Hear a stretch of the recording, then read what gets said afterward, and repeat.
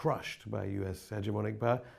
Of course, all the talk here is of Jeremy Corbyn, who obviously dissents from US hegemonic power.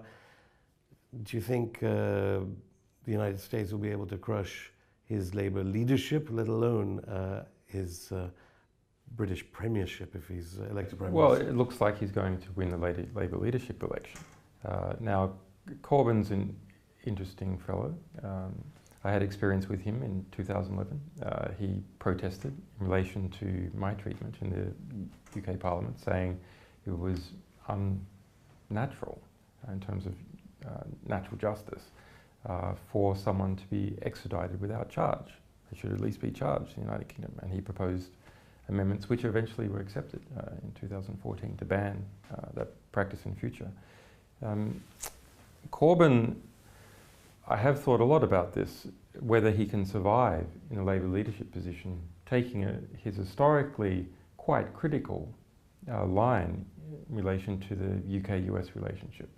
And to give you an example of just how different that is, a quote from a cable sent by the American ambassador to Washington, D.C. after meeting William Hague, who was the foreign minister in this government.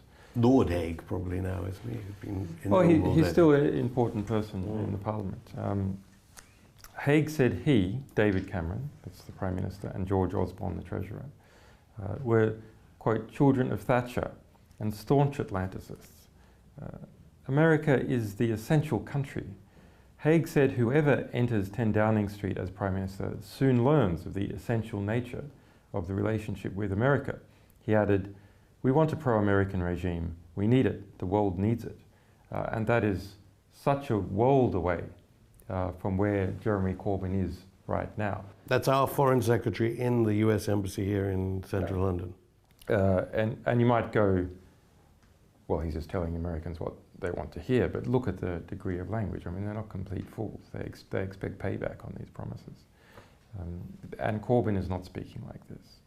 And there is I think there's a real risk to his leadership long term. Interesting question is if Corbyn could not be kicked out through political destabilisation or leaks to the media of intelligence intercepts, his long-term safety. If he kept on a line of saying withdraw UK from NATO, he has already weakened that line, saying, well, it's not the focus now. We need to talk about what is the role of NATO and so on. Well, fair enough. But if he maintained a very aggressive line of saying we must scrap Trident, we must remove UK from NATO, I would be quite concerned about the risks that he would be intentionally politically destabilised by the United States or something worse.